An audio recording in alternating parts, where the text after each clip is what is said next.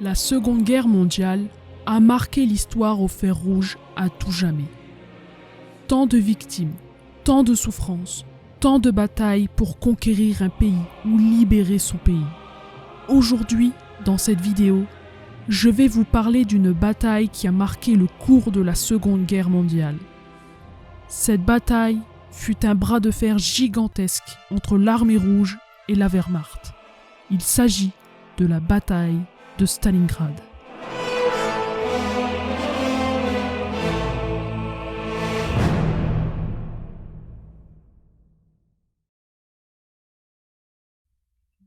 Au cours de l'hiver 1941-1942, l'armée allemande, mal préparée et mal équipée, fait la découverte du terrible hiver russe. La Wehrmacht manque de vêtements chauds et la plupart des soldats mourront gelés. Les médecins allemands conseillent à leurs soldats atteints de dysenterie de faire leurs besoins sur eux-mêmes pour éviter de mourir gelés. Les généraux demandent donc à Hitler d'avoir la permission de pouvoir se replier au cas où il serait menacé par un encerclement. Mais cette permission est rejetée par Hitler. Ses ordres sont de tenir les positions coûte que coûte, jusqu'à en perdre la vie. Mais l'armée allemande est très bien entraînée et expérimentée, et elle tient bon face aux assauts répétés des soviétiques qui profitent de l'hiver russe pour reprendre du terrain. En avril 1942, la directive numéro 41 est signée par Hitler. Celle-ci signale l'offensive prévue durant l'été 1942. Le dictateur allemand déclare : « Grâce à l'extraordinaire courage et à l'esprit de sacrifice de nos troupes, la bataille sur le front de l'Est s'est révélée un franc succès pour l'armée allemande. La directive définit les objectifs fixés à la Wehrmacht en Union soviétique et les moyens d'y parvenir. En bref, ces objectifs consistent à s'emparer d'un maximum de territoire et à détruire le reste des forces armées soviétiques.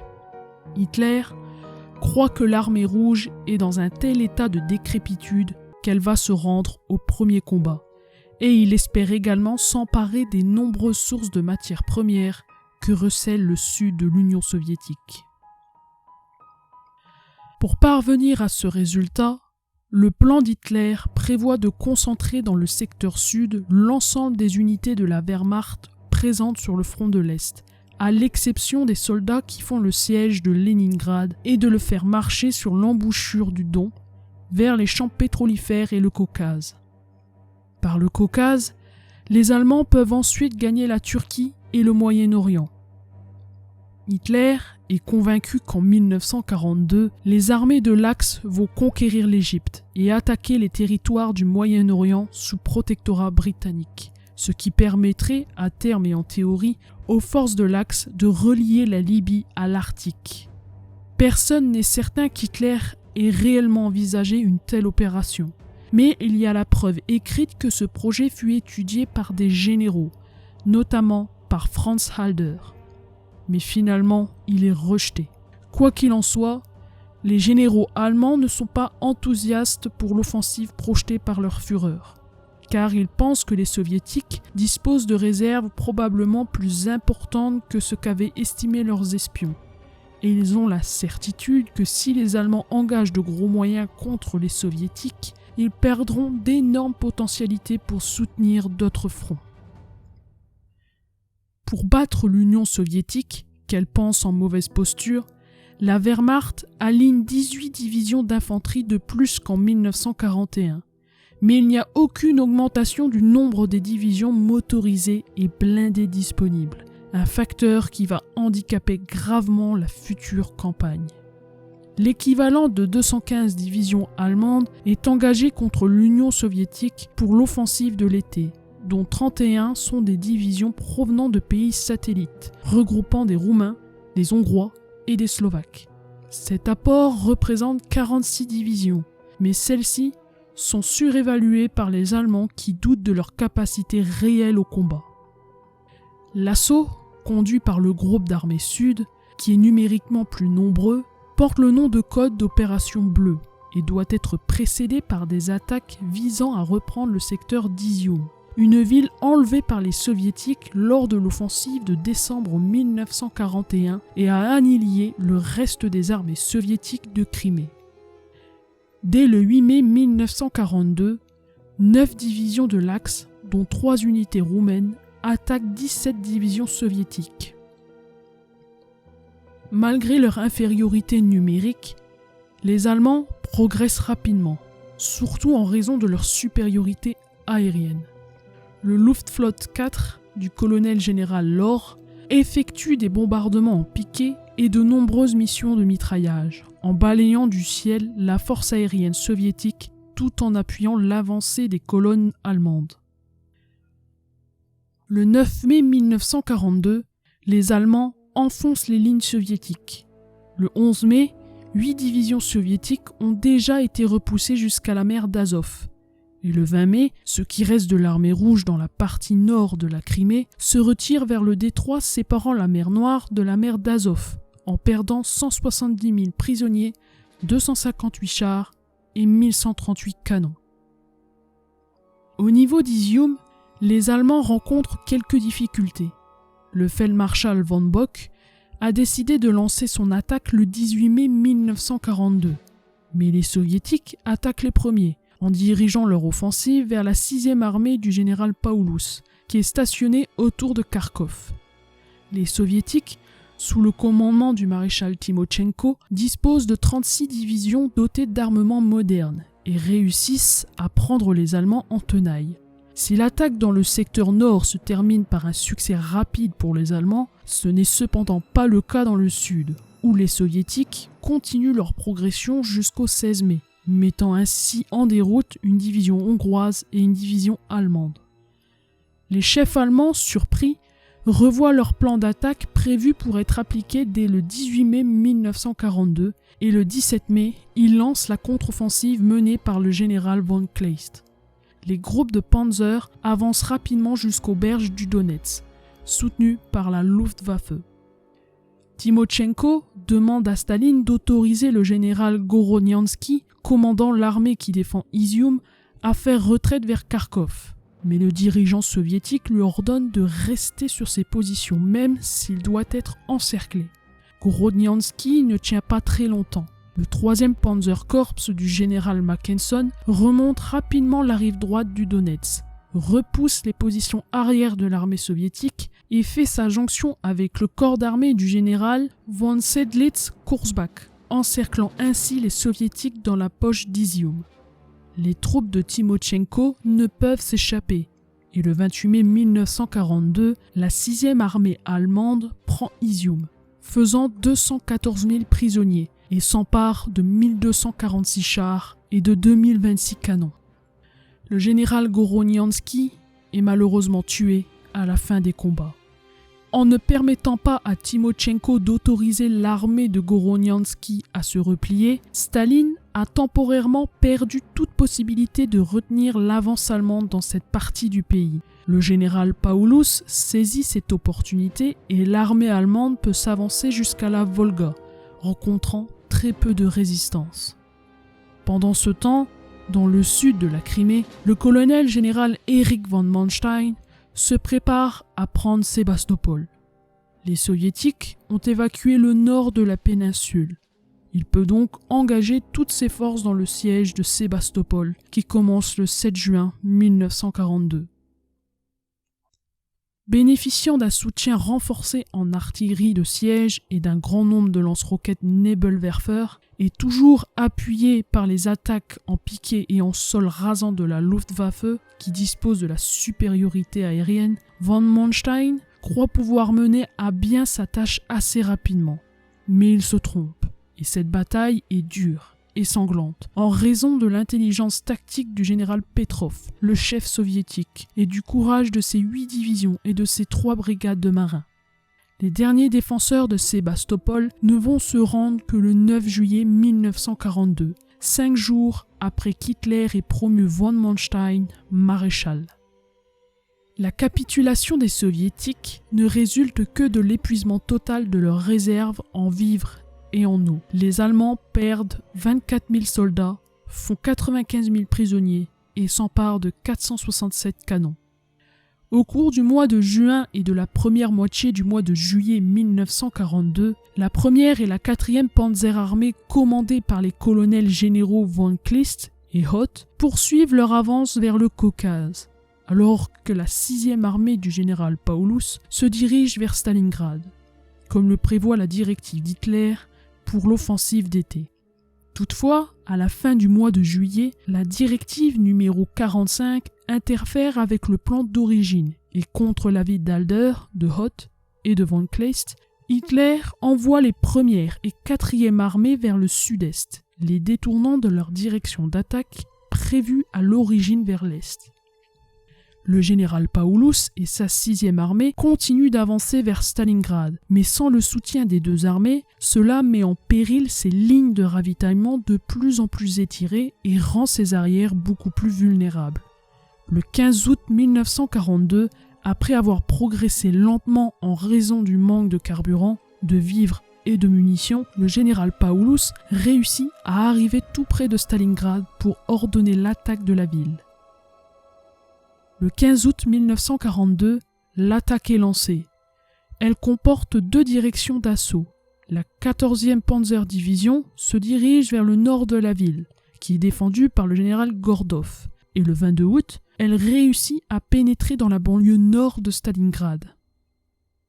Le 23 août, le 79e Panzer Grenadier Régiment annonce par radio qu'il se trouve dans le quartier de Spartanovka, sur la Volga. C'est une position qui permet de commander l'accès à la banlieue sud. Dans les jours qui suivent, Staline, qui connaît bien la topographie de la ville, prend le contrôle tactique des opérations de défense de Stalingrad.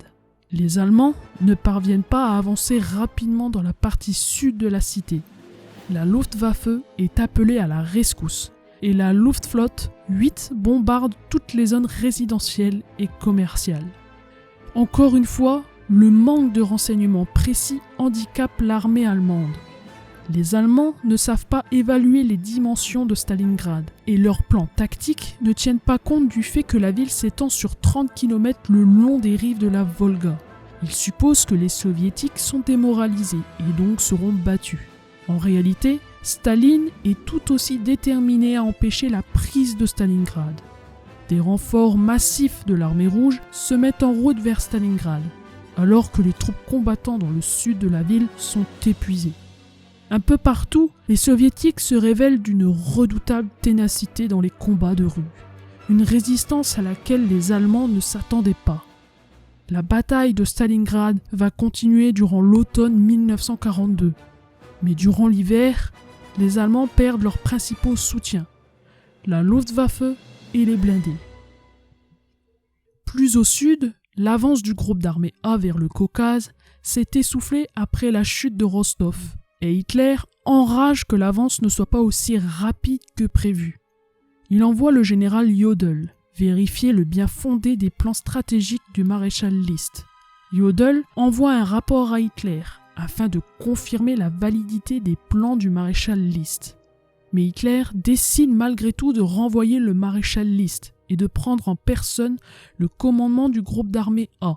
Ce commandement s'ajoute à ses fonctions de commandant en chef de l'Oberkommando der Wehrmacht, autrement dit OKW, et de commandant en chef de l'Oberkommando des Heers, autrement dit OKH.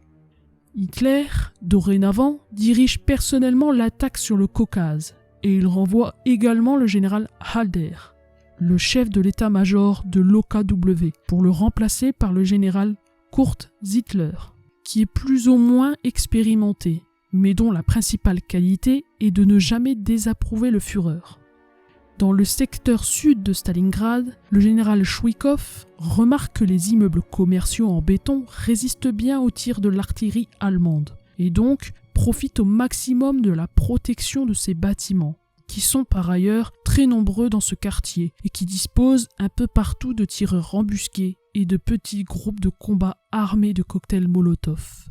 Plus de 1000 ouvriers se battent aux côtés des soldats soviétiques pour défendre la ville. Le 27 août 1942, Staline renforce les armées soviétiques autour de Stalingrad et envoie le maréchal Zhukov et les 1er, 24e et 66e régiments de la garde pour attaquer les troupes allemandes dans le nord de la ville. Après quelques revers, le maréchal Zhukov lance une offensive musclée soutenue par les bombardiers lourds du général Golovanov. Mais il ne parvient pas à opérer la jonction avec les défenseurs du secteur sud de la ville. L'armée du général Paulus continue de subir des pertes sévères, mais Hitler est toujours déterminé à prendre Stalingrad. Le 12 septembre 1942, 3 divisions de panzer et 11 divisions d'infanterie viennent s'ajouter à l'armée allemande qui combat dans le secteur sud de la ville. Les chars du colonel général Hoth pénètrent dans la banlieue sud de Kuporoznoye, divisant ainsi en deux les armées soviétiques. Puis, ils prennent les hauteurs de Mamaya Kurgan, qui domine la ville, mais les perd face au 13e régiment de la garde soviétique dans un terrible combat au corps à corps. Pendant presque tous les jours de septembre, les Stukas bombardent Stalingrad. La ville est désormais en ruine. Au début du mois d'octobre 1942, Paulus reçoit l'ordre de s'emparer de la ville à n'importe quel prix, et Hitler lui envoie également 5 bataillons de sapeurs en renfort. Mais cela n'est pas suffisant. Les forces soviétiques continuent de leur côté à recevoir des renforts de nuit comme de jour. Arrivant en train de l'autre côté de la Volga, les troupes de l'armée rouge voient une ville détruite, avec d'énormes fumées noires. Tous prennent ensuite un bateau pour traverser la Volga pour atteindre Stalingrad. Mais lors de la traversée, les Stukas mitraillent et bombardent les bateaux remplis de troupes soviétiques. Les soldats de l'armée rouge sautant dans l'eau sont immédiatement abattus par les officiers soviétiques obéissant aux ordres de Staline. Au cours de la bataille de Stalingrad, les pertes dans les deux camps sont très importantes et les bombardements dévastent de nombreux quartiers. Quant aux chars allemands, ils doivent escalader les monceaux de ruines pour finalement se retrouver sous le feu des armes anti-chars soviétiques. La plupart des civils ont quitté la ville ou se sont réfugiés sur l'autre rive de la Volga, mais beaucoup sont tués ou blessés lors des combats. La lutte est de plus en plus acharnée. Les soldats soviétiques, bombardés et mitraillés de tous côtés, continuent de résister. Les deux adversaires, allemands comme soviétiques, planifient des attaques massives pour le 7 octobre 1942. Ce sont des Allemands qui attaquent les premiers. 2 divisions placées sous les ordres directs du général Paulus montent à l'assaut des forces de Zhukov. Les Allemands ont peu de chances de réussir et l'attaque se termine par un massacre du côté allemand. 4 bataillons sont pratiquement anéantis et des douzaines de chars sont détruits. Les forces allemandes continuent à sous-estimer les forces soviétiques ainsi que leur supériorité dans les combats de rue. 14 octobre 1942. Une offensive allemande est conduite par les 14e et 24e Panzerdivisions et par 2 divisions d'infanterie contre les 2 principaux secteurs industriels de Stalingrad, appelés Barrikade et Dzerzhinsky. Mais les Allemands ne progressent pas comme ils le voudraient. Le secteur Barrikade est pris au bout d'1 mois, coupant ainsi les défenseurs de l'armée soviétique. Le 11 novembre 1942 est la date fixée pour l'assaut final. Mais les hommes et les machines sont dans un piteux état. Les 2 Panzerdivisions ne disposent plus que de 200 chars, et l'infanterie allemande a perdu la moitié de ses hommes. Les soldats sont épuisés, et la plupart sont blessés, mais surtout, ils souffrent de la faim. Les défenseurs soviétiques sont dans le même état. L'attaque allemande du 11 novembre 1942 est la dernière qui est lancée par la Wehrmacht, et le général Zhukov bénéficie d'un certain répit. L'hiver arrive. Avec les températures négatives, la Volga est gelée et les soviétiques montent une contre-offensive afin de prendre l'avantage sur les Allemands qui sont moins bien équipés pour subir les assauts du froid. Staline donne l'ordre au général Zhukov de tenir coûte que coûte ses positions. Ailleurs, les soviétiques prennent l'avantage. Bien loin de Stalingrad dans le sud, la première panzerarmée du colonel général von Kleist est stoppée à seulement 80 km des champs pétrolifères de Grozny. les forces allemandes au pied du Caucase n'ont pas pu accomplir le mouvement d'encerclement prévu par la directive d'Hitler. L'avance allemande est désormais arrêtée. 14 octobre 1942. Hitler émet une nouvelle directive ordonnant la fin de toutes les offensives sur le front de l'Est, à l'exception de celles qui visent Stalingrad et le Caucase. Les forces allemandes basées en Union soviétique reçoivent l'ordre de se préparer à une défense hivernale. La propagande allemande annonce qu'il ne s'agit que d'un répit et que l'armée rouge sera détruite au cours de l'année 1943. Hitler et Zetzler, après avoir lu un nouveau rapport de renseignement qui confirme que les armées soviétiques n'ont plus de réserve et qu'ils n'ont plus à craindre l'offensive de l'armée rouge durant l'hiver, sont désormais convaincus que plus rien ne se passera avant le printemps. En réalité, Staline et Zhukov ont passé une grande partie du mois d'octobre à mettre sur pied deux plans. L'un concerne une offensive de grande envergure dans le nord, sur le Don, qui est presque identique à celle qu'Hitler avait prévue pour août 1942. Cette offensive dans le nord, qui porte le nom de code Saturne, consiste à enfoncer les lignes allemandes et à reprendre le terrain perdu jusqu'à une ligne allant de Rostov à Milerovo. Le second plan se rapporte à une offensive dans le sud, qui porte le nom de code Uranus. Cette offensive prévoit de couper les lignes de ravitaillement allemandes de la 6e armée à environ 100 km à l'ouest de Stalingrad. Les offensives doivent être réalisées simultanément afin que les forces allemandes déjà très affaiblies soient encerclées. Staline, Vasilievski et Zhukov choisissent d'appliquer le plan Uranus. Et le 19 novembre 1942, l'offensive est lancée après que Zhukov et son état-major aient donné pendant des semaines des consignes individuelles très strictes et très précises à tous leurs subordonnés. Pour cette opération, les soviétiques ont rassemblé 1,5 million d'hommes, 13 541 canons, 894 chars et 1115 avions. Le mauvais temps va gêner les missions de reconnaissance allemandes. Les Allemands ne se doutent de rien. Les Soviétiques souhaitent que le plan Uranus soit la plus grande surprise que la Wehrmacht ait jamais connue. La première attaque a lieu dans le nord et à l'ouest de Stalingrad.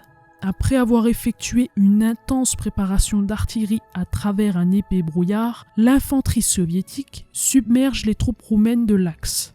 Hitler ignore ce qui se passe exactement et envoie depuis son haut quartier général de Vinitsa des ordres pour que le 48e Panzerkorps du général Heym lance une contre-attaque vers Kletskaya. Mais cette attaque n'aboutit pas, car le plus gros de l'armée soviétique est ailleurs, et Heym perd un temps précieux, ainsi que l'avantage tactique. Il se retrouve ensuite face à la puissante 5e armée blindée du général Romanenko, qui met en déroute l'infanterie roumaine ainsi que la première division blindée roumaine, qui est pratiquement anéantie. La percée soviétique vers le nord a réussi. À la fin de la journée du 19 novembre, Hitler ordonne à Paulus de combler la brèche ouverte dans les défenses au nord-ouest de Stalingrad. Il ne sait pas encore que le lendemain matin, le sud de la ligne de front subira une attaque encore plus violente. Le matin suivant, l'offensive dans le sud, conduite par le général Eremenko, débute par une préparation d'artillerie déclenchée à 10h du matin, qui se produit également à travers un épais brouillard givrant. Le 6e corps roumain se rend, et ce qui reste de la 4e Panzerarmée doit se replier afin d'éviter l'encerclement. 2 jours plus tard, l'avance du général Volski dépasse les positions des quartiers généraux allemands. Et le 23 novembre 1942, les forces soviétiques engagées dans le nord et le sud se sont rejointes dans le nord de Sovetski, encerclant ainsi les forces allemandes autour de Stalingrad. Face à cette nouvelle, Hitler envoie un télégramme au général Paulus en lui demandant de transformer Stalingrad en position hérisson et d'attendre les secours. Paulus envoie rapidement un message radio à Hitler pour lui signaler que la situation est désespérée, les signes et les réserves en carburant étant épuisées. La seule solution pour lui est de tenter une percée au travers les lignes soviétiques. À l'état-major du Führer, le colonel général Weichs, qui est en contact radio avec Paulus, soutient l'idée. Weichs déclare à Hitler qu'il est impossible de ravitailler une armée de 22 divisions par avion et qu'une offensive destinée à briser l'étau qui enferme Stalingrad ne peut être lancée avant le 10 décembre. À cette date, la position de la 6e armée est encore plus désespérée.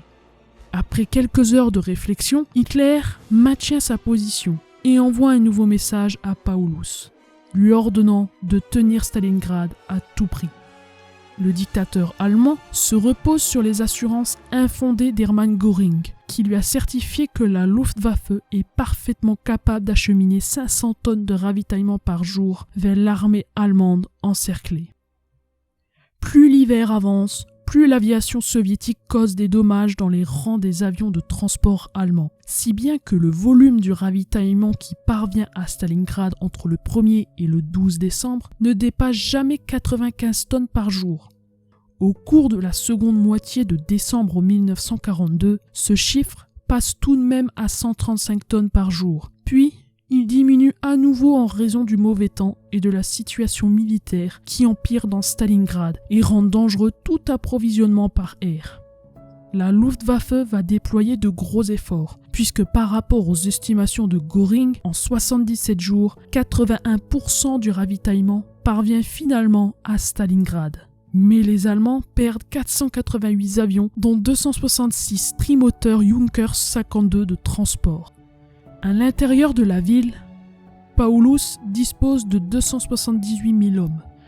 Le maréchal Erich von Manstein, qui au cours de la 3e semaine de novembre 1942 a reçu le commandement d'un nouveau groupe d'armées appelé Groupe d'armées du Don, se voit confier la difficile mission de rompre l'encerclement de la ville et de sauver la 6e armée. Le 27 novembre 1942, von Manstein reçoit le renfort des premières unités de la 6e Panzerdivision venue de France. Avec ses troupes supplémentaires, le groupe d'armées du Don aligne 160 chars, 42 canons automoteurs et un bataillon de véhicules chenillés de transport de troupes. Quant à la 4e Panzerarmée, confiée elle aussi à von Manstein, elle forme un peu plus qu'un corps d'armée, mais sa 23e Panzerdivision, venant du Caucase, n'a plus que 20 chars, et sa 17e Panzerdivision, elle, n'en a plus que 30. Les 12 et 13 décembre 1942, les hommes de von Manstein réussissent à traverser Aksaï. Et le 6 décembre, ils sont à 50 km de Stalingrad. En 8 jours, ils ont parcouru 80 km. Mais la tentative de von Manstein de désenclaver Stalingrad est stoppée. Le général Zhukov lance une violente contre-attaque qui anéantit la 3e armée roumaine et la 8e armée italienne, ce qui permet d'ouvrir la route de Rostov aux soldats de l'armée rouge. Von Manstein est obligé d'abandonner son plan, qui consistait à faire passer le Don au 48e Panzerkorps afin de soutenir l'avance vers Stalingrad. La 6e Panzerdivision doit être rappelée et doit retraverser le Don pour contrer l'attaque soviétique. La tentative pour rompre l'encerclement de Stalingrad a définitivement échoué. Dans les premiers jours de janvier 1943, la situation de la 6e armée est désespérée. Les soviétiques progressent rapidement vers Rostov. La Luftwaffe est obligée de déplacer ses bases vers l'arrière, ce qui rallonge le temps de vol des avions qui ravitaillent Stalingrad. Les hommes de Paulus sont affamés et n'ont pratiquement plus de carburant ni de munitions. Le 8 janvier 1943, les soviétiques proposent à Paulus de se rendre, mais ce dernier décide d'ignorer la proposition. 2 jours plus tard, l'armée rouge attaque l'armée allemande tout autour de Stalingrad, avec 7000 canons et mortiers. Progressivement, les soviétiques resserrent leur étau et le 17 janvier 1943, ils prennent l'aérodrome de Gumrak, qui est le dernier endroit où les Allemands pouvaient recevoir leur ravitaillement. Le 26 janvier, Hitler interdit Paulus de se rendre et lui ordonne de se suicider. Paulus refuse. Les soviétiques, quant à eux, continuent à s'enfoncer dans les lignes de la 6e armée, coupant les 20e, 71e, 113e et 297e divisions roumaines du commandement de Paulus. Toutes ces unités sont contraintes de se rendre. 30 janvier 1943. Paulus est nommé maréchal par Hitler, car ce dernier, superstitieux, a remarqué qu'aucun maréchal allemand ne s'est jamais rendu. 31 janvier 1943. Le feldmarschall Paulus est capturé dans son quartier général, qui se trouve au sous-sol du bâtiment du grand magasin central de Stalingrad. Il est retrouvé allongé sur un lit, affaibli. Ilchenko raconte: le maréchal était allongé sur un lit en fer sans uniforme, juste en chemise. Un bout de bougie brûlait sur la table, éclairant un accordéon posé sur le canapé. Paulus n'a pas dit bonjour, mais s'est levé et s'est assis. Il avait l'apparence d'une personne malade et épuisée. Son visage tremblait d'un tic nerveux. En effet, Paulus était très malade lors de sa capture. Il va essayer de se comporter avec dignité face aux généraux soviétiques. Une voiture va l'emmener dans le village de Beketovka, où se trouve le quartier général de la 64e armée. En route, il croise les colonnes de prisonniers allemands. Tous sont sales, mal rasés. Ils sont chaussés de bottes de fortune et enveloppés dans des serviettes et des écharpes de femmes. Une fois arrivé, Paulus dit « C'est terrible. Une capitulation honteuse, terrible drame que celui des soldats.